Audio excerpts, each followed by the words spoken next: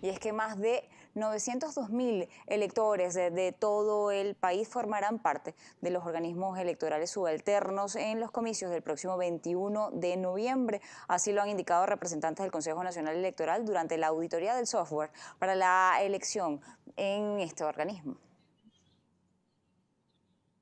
Hola Mariana, ¿cómo estás? Un saludo para ti y todas las personas que nos sintonizan a esta hora a través de la pantalla de Globovisión. Pues en efecto, son más de 900.000 personas, electores, que serán elegidos para poder ser parte de la selección de representantes del CNE en las mesas electorales el próximo 21 de noviembre en todo el territorio nacional. Fue Luis Piedra, director de la Oficina Nacional de Organismos Electorales Subalternos, quien encabezó esta primera auditoría de las 17 que se tienen previstas realizar como parte del cronograma electoral de cara a las elecciones generales del próximo 21 de noviembre. Junto con él se encontraba también Pablo Gómez, quien es director general de la Oficina Nacional de Participación Política, Alfonso Sevillo, coordinador de postulaciones, adscrito a la Dirección General de Tecnología e Información, y también Marlo Montilla, quien es director general de Tecnología de la Información del Consejo Nacional Electoral. Pues ellos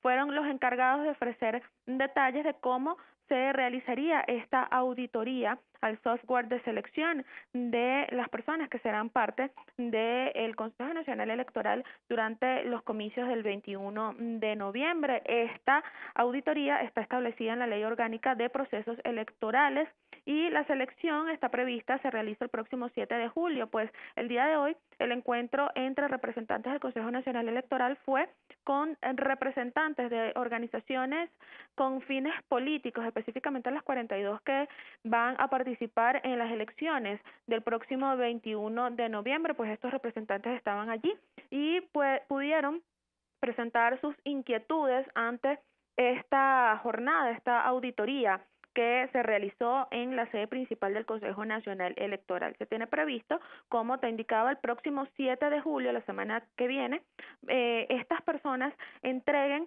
sus observaciones al Consejo Nacional Electoral, luego de que hoy se le entregara un CD con toda la data de los posibles elegibles para esta actividad del próximo 21 de noviembre en nuestro país. Nosotros más adelante, por supuesto, le vamos a llevar mucha más información en las siguientes emisiones de Noticias Globovisión. No sé si tienes alguna pregunta, Mariana.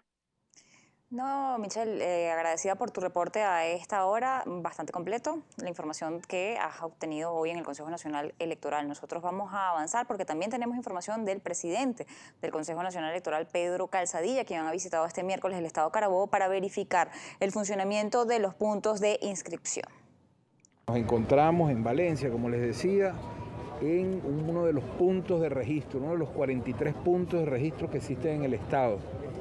Estamos visitándolos, hemos visitado varios en el estado y queremos felicitar y saludar la concurrencia y el buen desempeño de estos puntos de registro aquí en el estado Carabobo. Figura entre los estados que tienen mayor movimiento, ha registrado mayores movimientos. Cuando decimos movimiento es sea un cambio de dirección, una actualización de datos, sea una nueva inscripción. Ya luego del 15 de julio ya no habrá más oportunidad, por lo menos para votar en las próximas elecciones del 21 de noviembre. Y dirigentes de los partidos políticos en la Alianza Democrática del municipio Sucre, Estado Miranda, apoyan la participación de diferentes organizaciones en las próximas elecciones. Tras el anuncio del Consejo Nacional Electoral de habilitar 20 nuevos partidos políticos para los comicios regionales y municipales, el secretario general de Primero Venezuela por el Estado Miranda, Menfrey Alier París, invitó a los actores políticos a incorporarse a la Alianza Democrática, manteniendo una visión unitaria y de cambio. Con este tema de las tarjetas habilitadas, lo que vemos es un paso más a la democracia. Lo que consideramos es que esos sectores que llamaban a la abstención sencillamente hoy tienen que decir que estamos en un país plenamente democrático en el cual hay garantías políticas, hay garantías electorales y además celebramos que ellos ahora se incluyan en esta ruta electoral, que ellos además se incluyan hoy en la participación. Desde la Casa de Copey en Petare, los dirigentes de la coalición de oposición destacaron que trabajan en un plan de gobierno sólido para atender las necesidades de los habitantes en el municipio Sucre. Está el problema del gas, está el problema de la luz, está el problema de muchas cosas, pero sin embargo nosotros hemos montado proyectos y estamos en eso. Con respecto a la candidatura, se está creando, nosotros estamos sentados y se está forjando. Nosotros somos demócratas y creemos en la unidad. Creemos aquí, no es nada más 1, 2, 3 partidos, aquí somos 21 partidos en los cuales estamos unidos. El representante de Soluciones para Venezuela motivó a los electores a ejercer su derecho al voto el próximo 21 de noviembre y a quienes aún no están inscritos en el registro electoral permanente o necesitan actualizar sus datos, acudir a los diferentes puntos dispuestos por el órgano electoral. Soriemi González, Globovisión. Y el diputado de la Asamblea Nacional, Edgar Raúl Leoni, solicitó al presidente de la República eliminar la figura del protectorado antes de los venideros comicios para generar confianza entre los electores. Nuestro compañero Roseliano Díaz Arias con los detalles. Sí, buenas tardes, gracias por el contacto, un gusto saludarles a esta hora. Para esta jornada conversamos con el diputado Edgar Raúl Leoni en torno a la eliminación de la figura de los protectores de los estados en donde ha ganado la oposición en las elecciones pasadas. De igual forma, dio su opinión en relación a la ley de ciudades comunales. Esto fue lo que nos comentó. Le hacemos un llamado al presidente, ¿por qué no eliminar ese protectorado de manera inmediata? ¿Cuál será la razón para mantener esos protectores hasta el 21 de noviembre? Personas que además no están haciendo ningún tipo de labor hoy en día en esos municipios y en esas gobernaciones, que más bien lo que están es en una campaña utilizando los dineros del Estado para hacer proselitismo político y bueno, tratar de imponer una gestión que no han hecho durante los últimos 4 años. Entonces nosotros le hacemos un llamado al gobierno nacional, al presidente de la República, que en aras a ese planteamiento que hace de la eliminación de los protectores, pero que se haga de manera inmediata. Nosotros somos de la opinión de que estas ciudades comunales, esta ley de ciudades comunales es inconstitucional. Es inconstitucional por múltiples razones. Acaba con la autonomía municipal, acaba con la pluralidad política, pero eso no es lo más importante de esto. Lo más importante es que no es prioritario para el venezolano. Leoni también hizo un llamado a la oposición venezolana a unificar criterios de cara a los comicios del 21 de noviembre. Esta es la información que manejamos a esta hora y con ella vamos a retornar el contacto al estudio de Noticias Globovisión. Agradecemos el reporte de Roseliano Díaz Arias. En otras informaciones, el Contralor General de la República, Elvis Amoroso, informó que este jueves, 1 de julio, inicia el proceso de declaración jurada de patrimonio para los funcionarios de alto nivel y de confianza de la administración pública. Ha señalado que además se trata de un requisito indispensable para poder participar en las elecciones regionales y municipales. El máximo representante del ente Contralor indicó que los aspirantes a las elecciones deben tener la declaración actualizada junto a la rendición de cuenta, proceso que también se realiza cada año. La persona que viole o que se haya negado a declarar no podrá ser candidato bajo ninguna circunstancia porque las sanciones contemplan 12 meses de inhabilitación para ejercer funciones públicas. La ley establece sanciones muy severas. Es importante que declaren y eviten las sanciones. Amoroso recordó que la declaración jurada de patrimonio es el instrumento mediante el cual el Estado venezolano evita los hechos de corrupción en la administración pública. Esa herramienta sirve para garantizar que el alto funcionario no se desvíe de la confianza que le otorgó el pueblo o el presidente de la República, y con la declaración jurada de patrimonio se verifica si hay algún tipo de enriquecimiento ilícito. El Contralor destacó que se mantendrá informada la población venezolana sobre los funcionarios que incumplan la medida.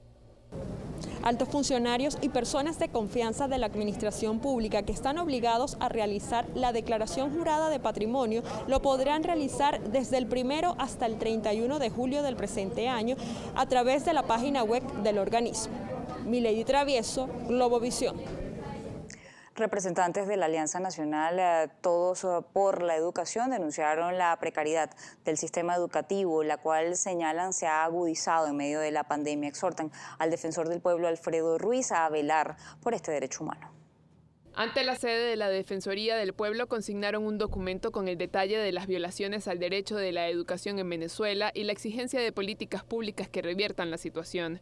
Lamentablemente el derecho a la educación en Venezuela se está violando todos los días y se tiene 15 meses de pandemia violando porque lamentablemente no hay una planificación de educación a distancia en Venezuela. Según los números de la Universidad Central de Venezuela, donde soy representante estudiantil, estamos hablando de una paralización que ronda del 40 al 45% de materias teóricas y del 100% de materias prácticas, lamentablemente. No se pueden llevar a cabo materias prácticas porque requiere una presencialidad y no hay recursos ni una partida especial para elementos de bioseguridad y no hay un plan de vacunación para los profesores y estudiantes.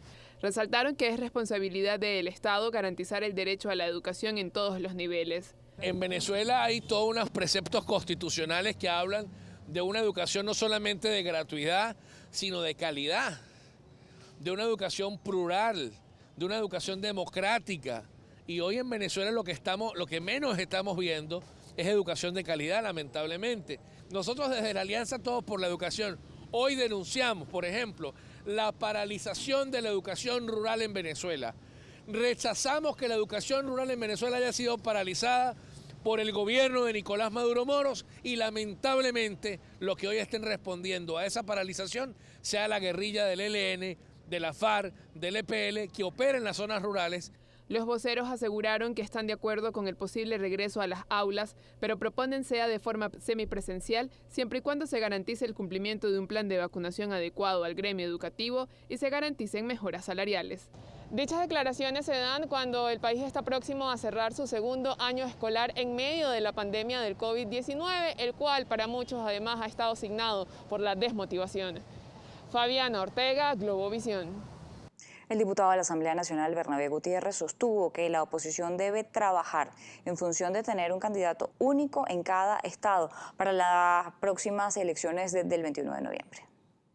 El líder político aseveró que se debe denunciar públicamente si alguien busca mantener un candidato opositor con el fin de afectar la unidad. Este gobierno sale con votos, donde vamos nosotros a hacer el gran esfuerzo de tener un candidato único en cada estado. Y donde alguien por perturbar mantiene un candidato para hacer perder, para que gane el gobierno, eso hay que denunciarlo públicamente. El secretario general nacional de Acción Democrática insistió que la única vía para el cambio es a través de elecciones. A su juicio, especiales en esta materia, poder recuperar la industria nacional. El vicepresidente de la Comisión de Finanzas de la Asamblea Nacional, Orlando Camacho, recibió las propuestas de la Cámara Petrolera de Venezuela para el desarrollo de las zonas económicas especiales. Cómo sustituir importación y también cómo incorporar dentro de la ley de zonas económicas especiales las contrataciones de estos bienes y servicios que se le puede prestar a la industria petrolera.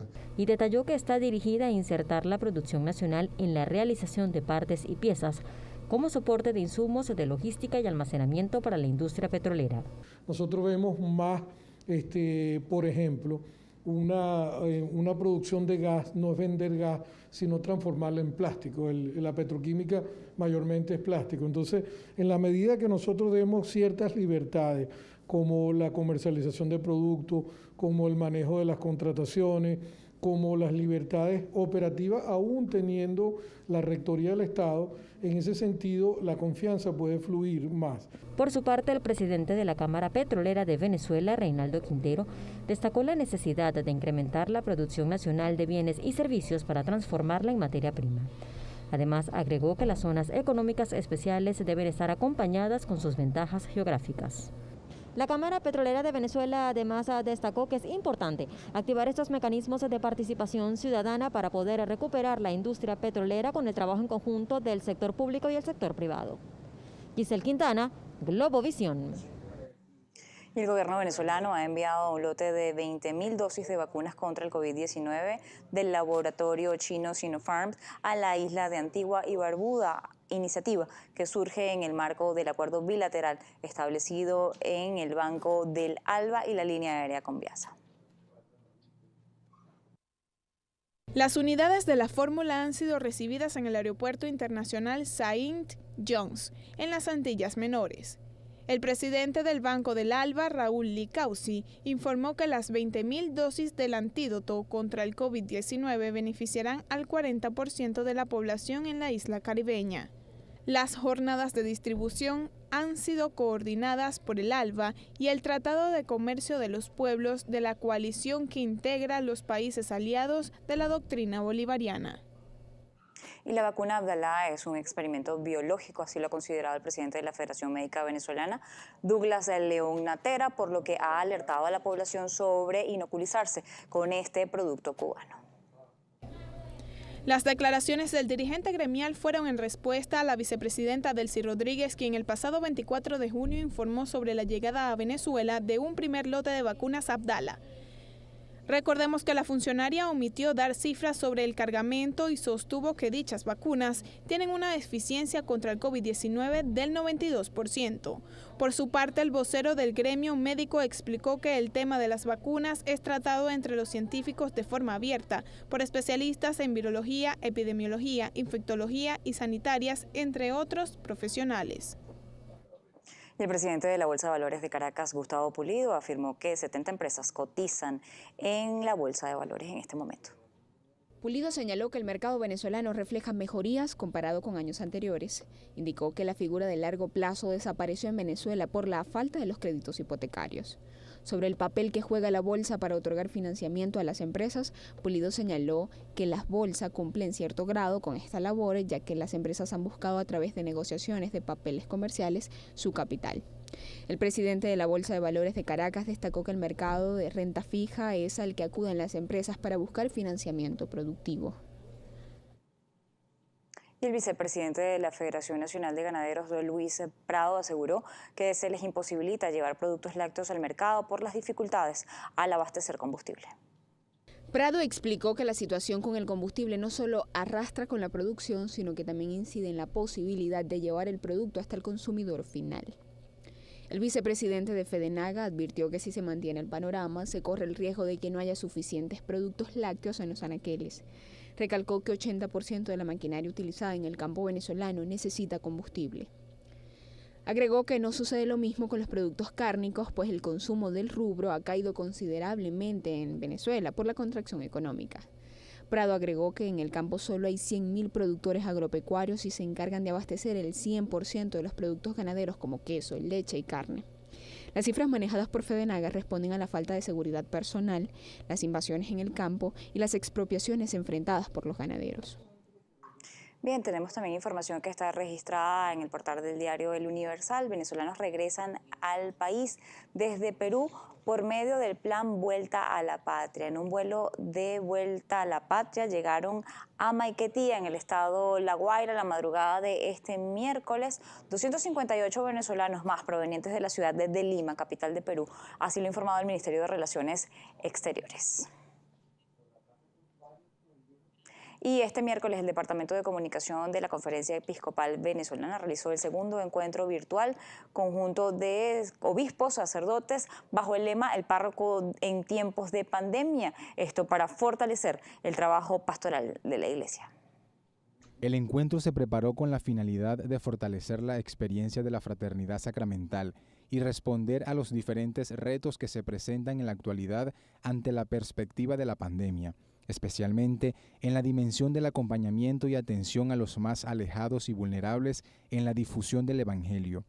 Con la participación de la directiva de la Conferencia Episcopal Venezolana y 2 sacerdotes por arquidiócesis, diócesis y vicariatos apostólicos junto a sus obispos, la jornada inició a las 8:30 de la mañana. Con las palabras de bienvenida de Monseñor José Luis Azuaje, arzobispo de Maracaibo y presidente de la Conferencia Episcopal Venezolana. Monseñor Azuaje hizo referencia a los sueños del Papa Francisco para la Iglesia Universal, expresados en la exhortación apostólica Evangelii Gaudium. Sueño con una opción misionera capaz de transformarlo todo, para que las costumbres, los estilos, los horarios, el lenguaje y toda estructura eclesial se convierta en un cauce adecuado para la evangelización del mundo actual, más que para la autopreservación. Al respecto, el prelado añadió que soñar significa inquietarse, discernir lo soñado y buscar coherencia con elementos de la realidad.